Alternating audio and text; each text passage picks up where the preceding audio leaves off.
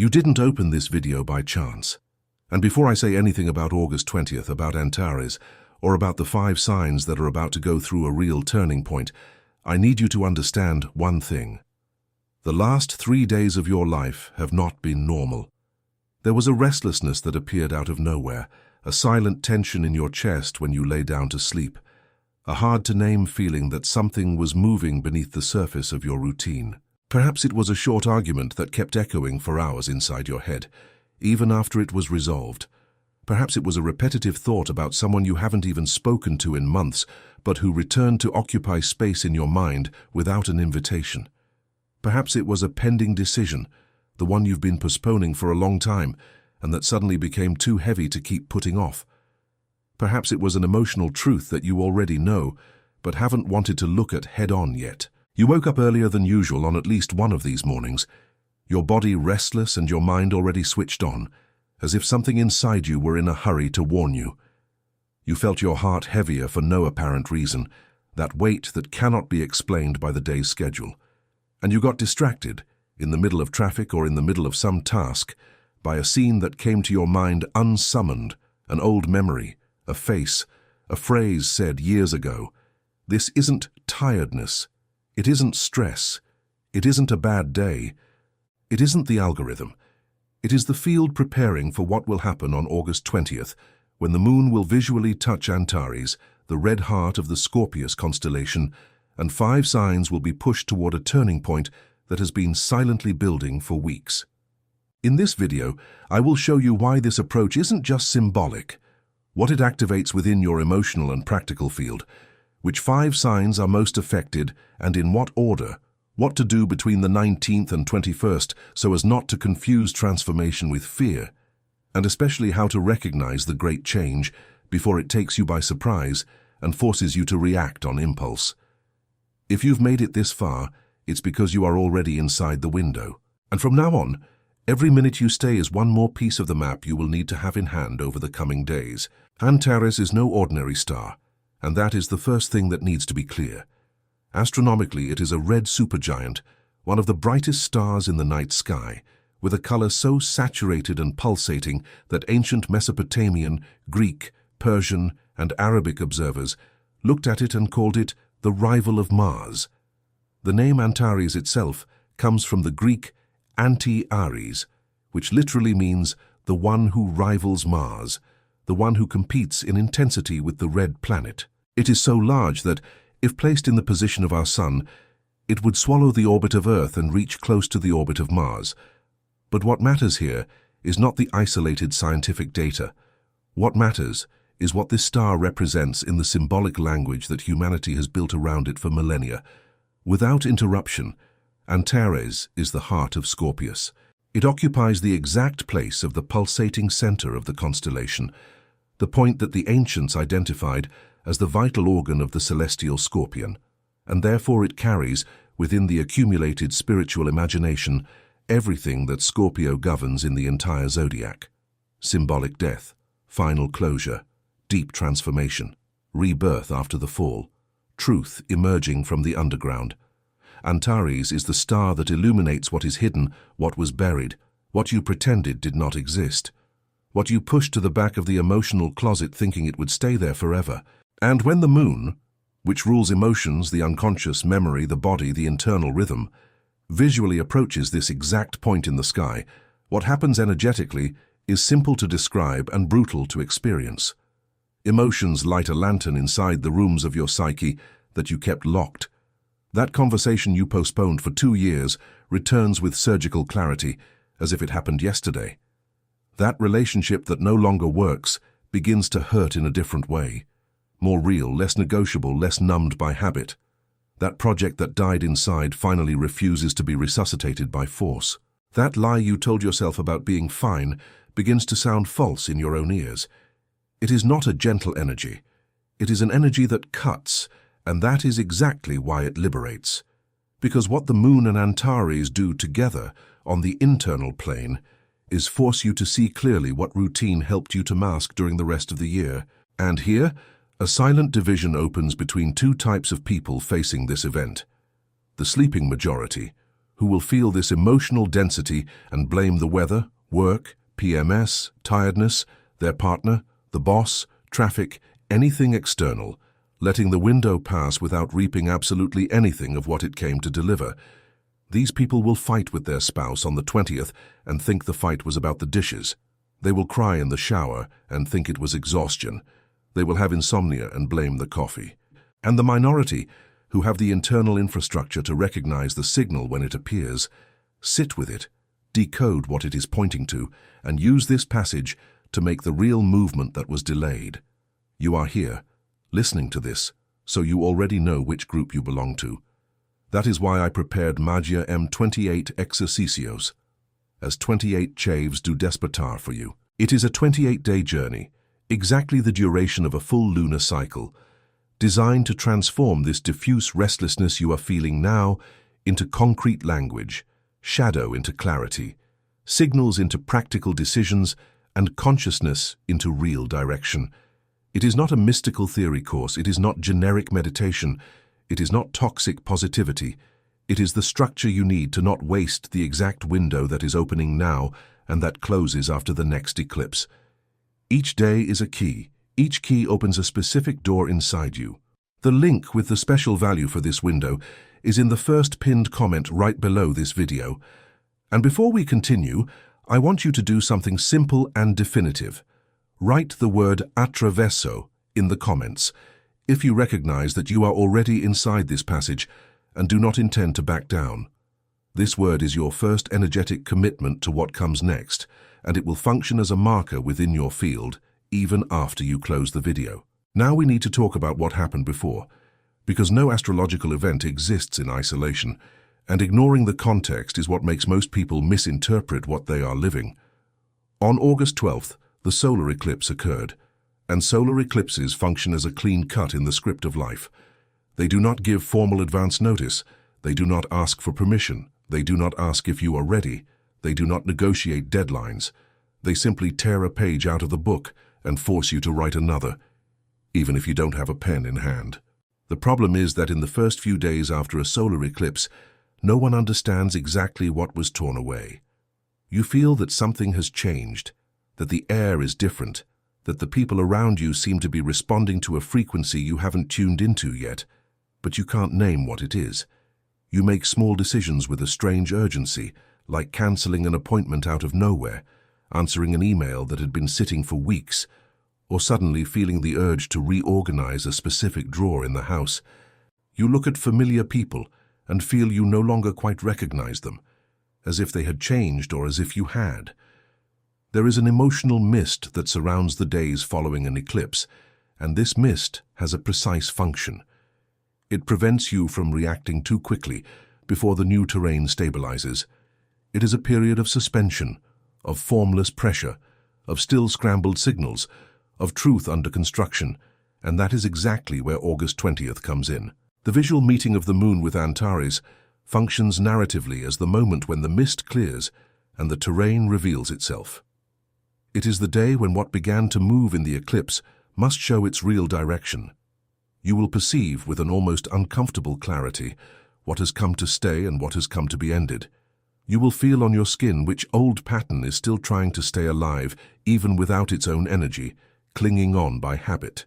You will be confronted with a binary choice, with no comfortable middle ground.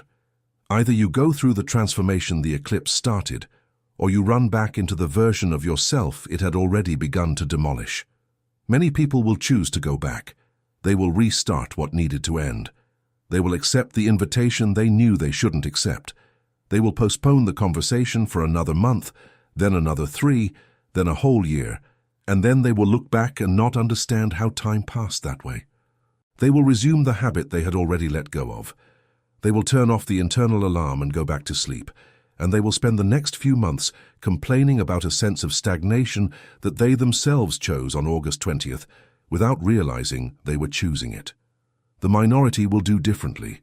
They will recognize that the price of staying in the old has finally become greater than the fear of taking the next step.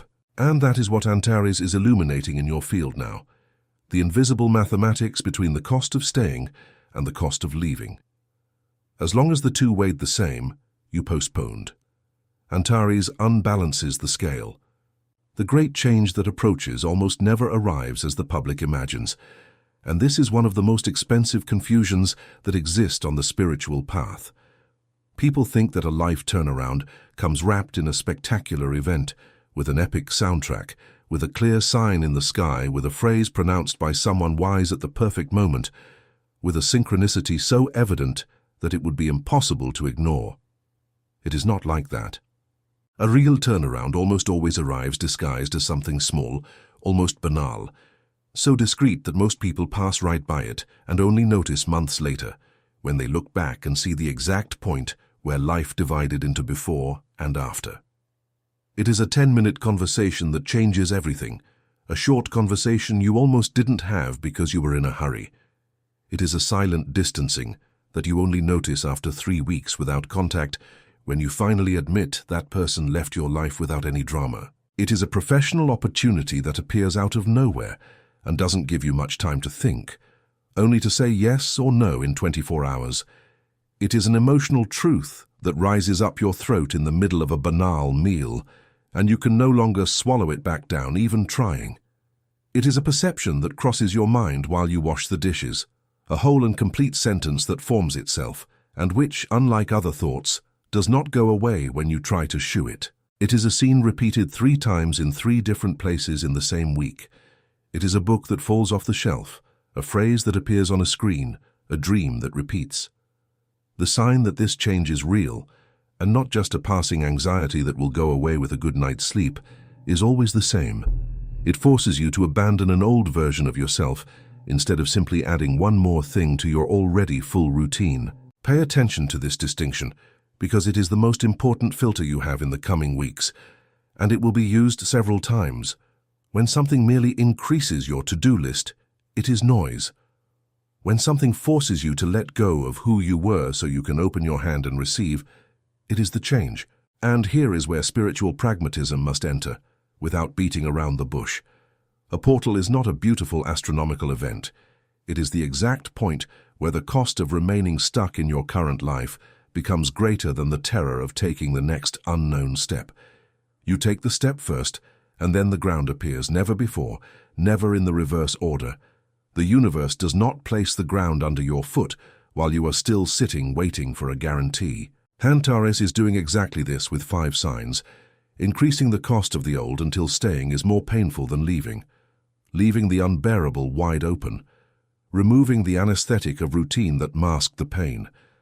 And if you are summoned to this video, you are probably feeling this even without knowing how to name it precisely. If this passage has already begun inside you, Maja M28. Exercicios is the 28-day structure that goes through this entire lunar cycle with you, transforming each day into a practical exercise of recognition and decision, one at a time, without skipping steps, without false spiritual haste. The link to access is in the first pinned comment.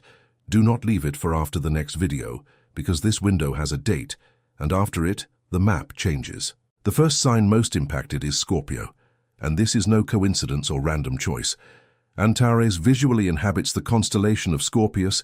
It is the heart of that drawing in the sky, and therefore all the accumulated symbolism of the star resonates directly and first-hand with the scorpionic field. If you are a Scorpio sun rising or moon, what is happening now has to do with deep identity, with control, with bonds you held under your skin for a long time, and with a rebirth that has been silently negotiated with yourself over the last few months. Antares is forcing you to look at what you swore never to let go of. A person who occupied a central place and who perhaps needs to leave that place. A role you played for years and that no longer fits you. A secret you kept out of loyalty to someone and that now weighs more than the loyalty itself.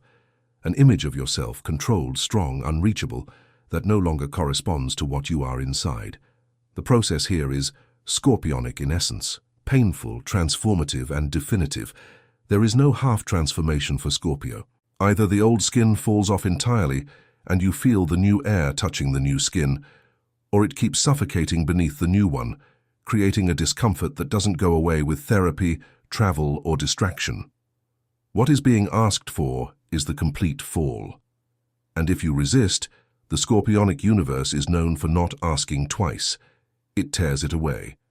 And on the other side of the zodiac, exactly at the opposite pole of Scorpio, is Taurus, the second sign most impacted by this passage. Taurus carries the opposite and complementary energy of Scorpio: security, attachment, body, values, that which was built with time and patience over the years. And that is precisely where the blade of Antares will pass. If you are a Taurus, what is being illuminated now is that stability that is no longer real stability, it is just repeated habit. That comfort zone that turned into a cage with a soft cushion. That value you defended without realizing it hasn't represented you since last year. That stable relationship that is stable on paper but empty on the skin. That secure job that is draining you at a speed that the salary no longer compensates for. Taurus resists movement by nature. It is an earth sign. It wants permanence. It wants to build and maintain, and therefore change for them usually comes through an external push, an unexpected loss, a break in routine, a situation that forcibly removes what they couldn't let go of alone on the inside. It is not punishment. It is freedom being negotiated in the only language Taurus can really hear, the language of concrete facts. The second wave begins with Leo. If you are a Leonine, what Antares is stirring has to do with the accumulated distance between the public image you maintain with effort and the inner truth you have silenced for a long time. Leo builds identity with immense strength, an authentic glow when aligned, but Antares does not respect constructions that no longer have a soul inside, no matter how well made they are. The confrontation for the Leonine in the coming weeks tends to happen between the pride of keeping a version of oneself functioning publicly and the almost obvious truth that this version is silently asking to die. It could be a leadership position where you no longer believe in what you lead. It could be a relationship where you play the lead role but no longer recognize yourself in the script written for you. It could be a professional image that turned into a functionless armor weighing more than it protects. It could be a lifestyle you defend to others, but that no longer feeds you inside. The great change for Leo is allowing themselves to be seen from the inside and not just admired from the outside. It is trading applause for authenticity. It is running the risk of disappointing those who liked the old version in order to truly breathe in the new one. Aquarius enters the sequence with a completely different flavor. Aquarians feel this passage as a structural rupture, almost architectural. Groups, projects, collective plans, ideas you defended with conviction for months or years suddenly begin to lose traction, for no apparent reason. People in the circle drift away. A project loses meaning overnight. A vision of the future that seemed clear becomes blurred. Antares opens space, but first it needs to empty, and Aquarius usually feels this emptying as a cold wind, almost existential. If you are an Aquarius, you are probably already feeling this strangeness in relation to places and people that previously seemed certain. Do not force it. Do not try to hold on to what is leaving. What is leaving needs to leave so that the new direction, which is still without a clear form, has enough room to be born. And Cancer closes this second wave through the symbolic power of the moon itself. The moon is the natural ruler of Cancer. It is the celestial body that gives tone to the entire Cancerian field. And when it visually meets Antares, the Cancerian field is crossed by emotional layers denser than normal. Family, past, memories that return suddenly without invitation, old decisions that now demand practical revision, belonging, the sense of home, the place where you put down roots. If you are a Cancerian, this passage has probably already been prepared inside you in silence for weeks, almost noiselessly, through vivid dreams, insistent intuitions, short conversations with people you hadn't seen in a long time, sudden urges to call someone specific. The change for Cancer is not abrupt like that of Taurus nor surgical like that of Scorpio. It is matured. It grew inside. But the time to act on what has already ripened has arrived, and to postpone now is to let the fruit rot on the tree. Between August 19th and 21st, you need a clear internal tool so as not to confuse transformation with fear, because the two things generate similar symptoms in the human body, and that is precisely where most people misread the situation. Both cause insomnia. Both make the heart race. Both put thoughts on a loop in your head. Both give that feeling of tightness in the chest. The difference between them is qualitative, not quantitative, and therefore cannot be measured by the intensity of the symptom, only by the direction it points. And here is the filter you need to have in hand during these 48 hours. First, observe what repeats. If a subject, an image, a person, a decision, or a scene returns to your mind more than 3 times a day without you having consciously summoned it, that is a signal, not noise. The unconscious is delivering a package. Second, observe what provokes a disproportionate emotional reaction. If a small phrase dismantled you inside, if a banal gesture made you cry on the bus, if a side news story took the floor out from under you for hours when there was no reason for it, there is a truth trying to emerge beneath the incident. It is not emotional weakness, it is psychic excavation. The small event became an access door to something large. Third, and perhaps most importantly, observe which situations are asking for closure rather than persistence. The difference is subtle and definitive. What needs to continue gives you energy back, even when it is difficult, even when it demands effort. What needs to end merely consumes, even when it is pleasant, even when it is comfortable, even when everyone around thinks everything is fine. Fear screams loud and does not point in a clear direction. It only paralyzes. Transformation also scares, but it always points to a concrete place, a specific conversation with a specific person, a specific choice between 2 named options, a specific door at a recognizable address. If you are feeling only anxiety without a destination, sit with it. Breathe. Let it pass without making any decision at that moment. If you are feeling urgency with a clear address, act at the first possible instant before the rational enters the scene and begins to negotiate deadlines. This is the internal gymnastics of these 48 hours around the 20th, and there is no shortcut for it. It is practice.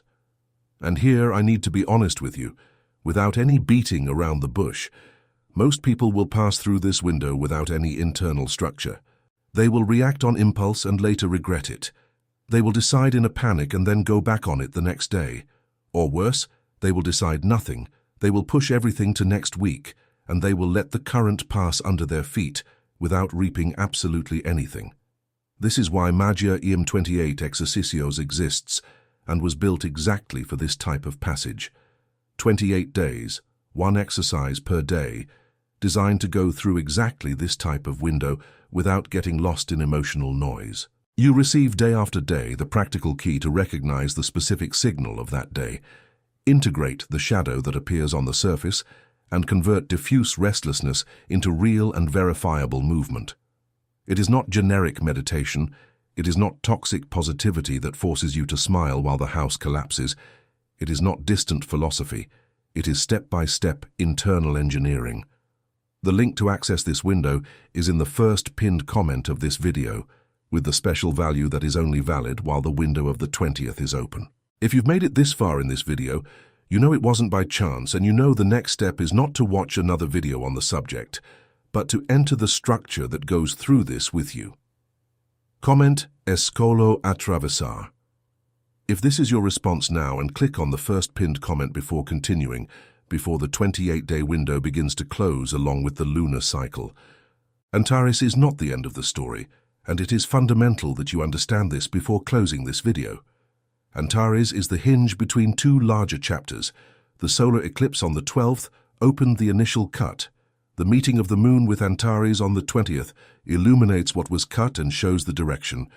And the lunar eclipse coming at the end of the month will reveal what was born from this entire transformation. You are in the middle of a larger arc, an astrological sequence that spans weeks, and each event has a specific function within this larger sequence. What dies now, on the 20th, is a pattern, not your life. It is a version of you, not you. It is a way of responding to the world, not your essence. What will be born in the next eclipse is not a new cosmetic version of you, a painting over the same cracked wall. It is the real direction that was hidden beneath the old pattern, waiting for the pattern to fall so it could appear with clarity, and that is precisely why the next videos on this channel are not isolated videos that you can watch in random order. They are coordinates within a larger map of this energetic window of August and what comes after. If you are not subscribed, with the bell activated so as not to miss out, you will receive only loose fragments, taken out of context, and to lose the sequence is to lose the entire map. Each video on the channel is a piece of a larger arc, and each arc is a coordinate within the year. What you heard today was the structural preparation for the 20th. The complete revelation of what this passage means for your new timeline, what exactly will be asked of each sign after Antares finishes its work, is in the video appearing now on your screen. Click on it. Don't leave it for tomorrow. The first 60 seconds will show what Antares has already set in motion within you silently, and what needs to be done, in the right order, before the next eclipse arrives and closes the cycle. The window has already begun. The first step is yours, and yours alone.